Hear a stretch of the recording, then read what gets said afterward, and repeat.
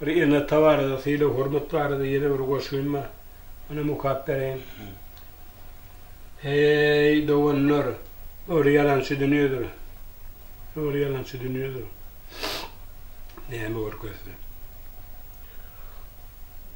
Ne şunu dinleyen berk dinleyen. Doğanlar söyleyin. Siz kulak koyun. Pardındadır sol cennetin açarı. Haram olup geliyenler. Bu manadır ol Tanrı'nın geçeri.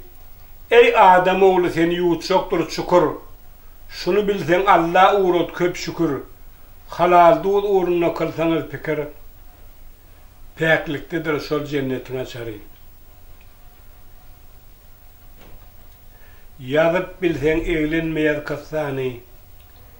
Valtın tapıp barıp soran hassani. Şükür yener ekli gamusani. Şüküründüdür sol cennetin açarı. Ağırtmanız atı eni doğunu.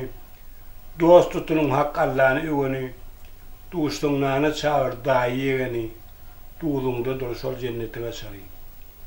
Oğlun vaka uğra gülme kıydın vaka lola diye. Gülküyün else karrı bilen öleğül. Ertir başına ver şunu mekan bil. Bir metece kümük eylep alkışan alkıştadır sol cennetin açarı. Atavallı aydar siz kulak koyun. Tağıt at tayyar dur siz şunu duyun. Kitaplar içinde Kur'an'ı söyün. Kur'an'ıdır sol cennetin açar diye. Ediz adamlar şu yıl hoca oyunlara, yolbaşılara, prezidentimize güveniyen Malta Mulijan'ın 300 yıllık yaşlarını bilecekler.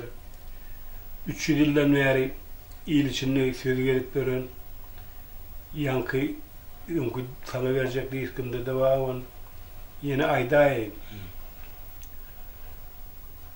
Söz orun o saat prağı şakirin yolunu tutmak gerektir. Her kim öz devrinde karanı ağı hakikat yerine yazmak gerektir. Aydıptır köylüler ene olur gap. Prezident ata çekse sonlu olur sap. Bınakın irden var yine olur deyip söz aklına yarışı yetmek gerektir. Köp yigitler söyür zenan görkünü. Kuğunman görkünü saylan berkini. Pul bile ölçümen zenan durkunu. Pek zenan hormatını bilmek gerektir. Akıl sözler alın sözlerin ariftan. Söywini öğrenin aşk gariptan. Özünü daştakla her bir görüpten. Kimsenin dostun açtı bilmek gerektir. Atavallı, kutor sözüne çakkollu. 5 günlük yalansı diline gelli. Dünyanın halkının yarpısı billi. Vakkalan yarpımızdan bilmek gerektir diye.